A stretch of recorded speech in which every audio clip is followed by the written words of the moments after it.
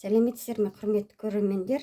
Бүгін айран мен блинни пісіруді сіздермен бөлісейін. Мынада 200 мл стаканмен 2 стакан айран құямын.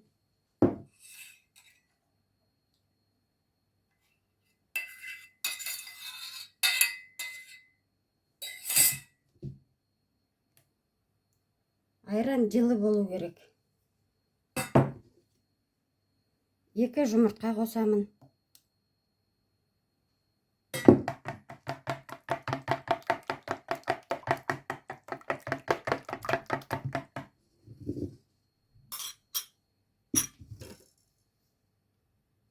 Жарты қасықтай чай қасықпен тұз қосам. Ас қасықпен толған 1 қасық қант қосам. Енді жақсылап араластырып алам.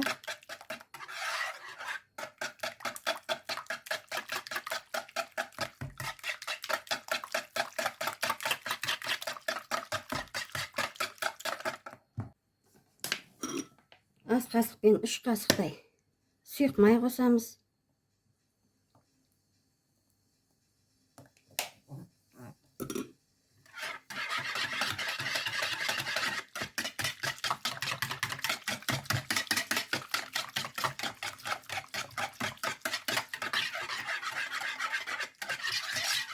Енді көз мөлшерімен ұн қосамыз.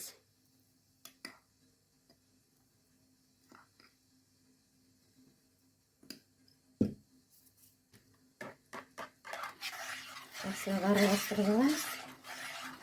Бірыңғай қылып.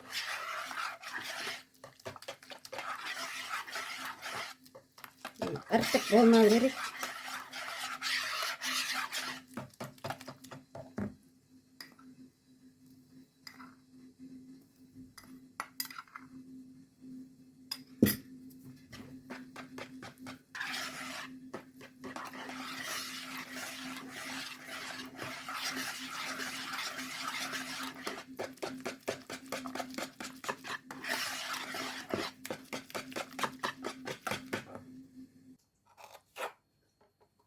Енді чай қасықпен осындай суды қосамыз. Қайнаған суды қайнатып қоясыздар да, осы судың үстіне құясыздар. Мөлшері осындай қайнап тұрған су қосамын. Араластырып тұрып.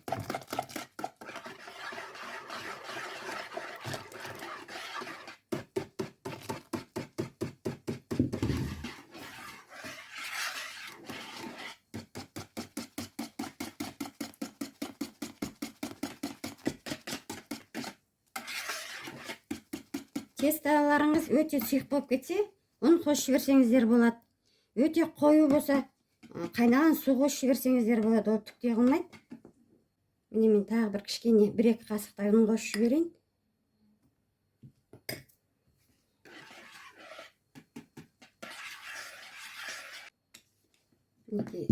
Тестамыз осындай болу керек.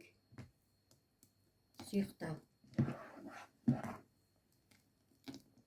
Енді блинницамыздың түбіне май жағып, қазір газға пісіреміз.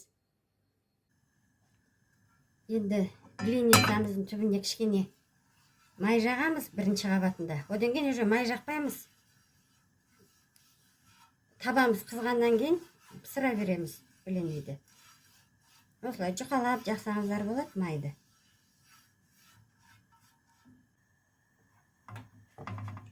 Енді газымызды кішкене ақырын отқа қоямыз, мынандай аздау отқа.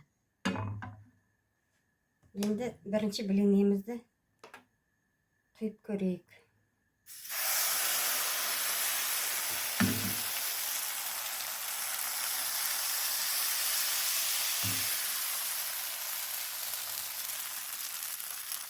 Блинни бармай қалған жерге кішкене осылай құйып жіберсеңіздер болады.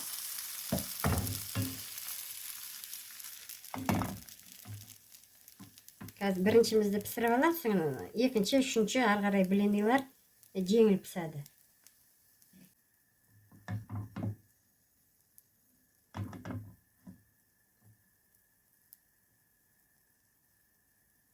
чет-четтері кішкене қоңырқай болған кезде екінші жағын аударамыз.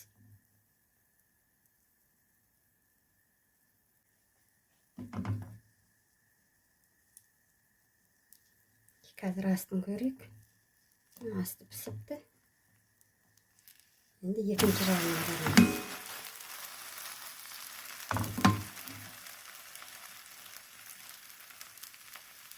Екінші жағында қарап тұрасыздар.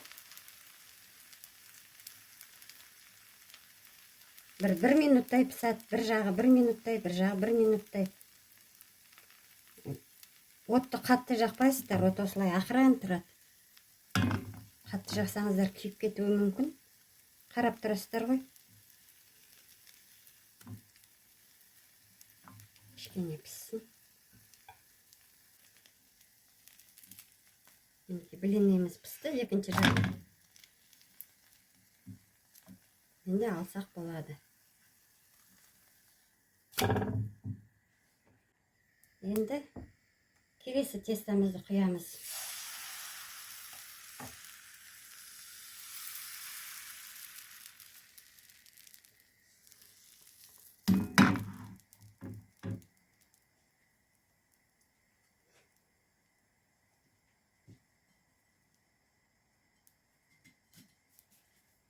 Тесталарыңыз өте қалың болып кетсе, кішкене қайнаған су құйып жіберіңіздер. Керісінше сұйық болып кетсе, онда ұн салып жіберсеңіздер болады.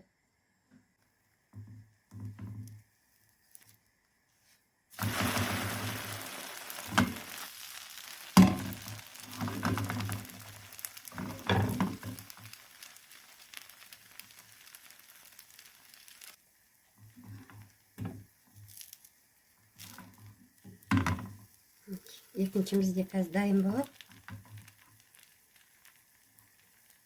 Әркімнің мына блини пісіретін табасы әрқалай ғой.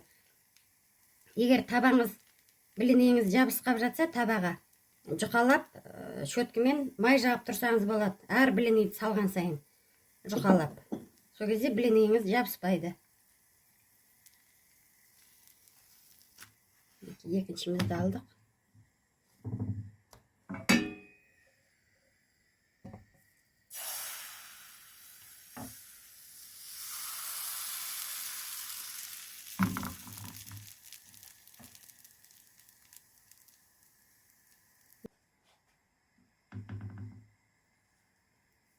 Үшінші блиніміздің асты келді. Аударып аламыз. Үшінші блинімізді пісті. Қалған блинімізді тура осылай пісіріп аламыз.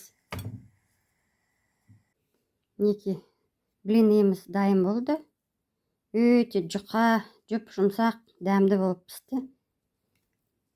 Осылай мен рецептім бойынша дайындап көріңіздер. Пісіріп көріңіздер. Өте жұмсақ, жұқа болыпты. Айбат. Неке. Керемет болыпты блиніміз. Осы рецепт бойынша пісіріп көріңіздер.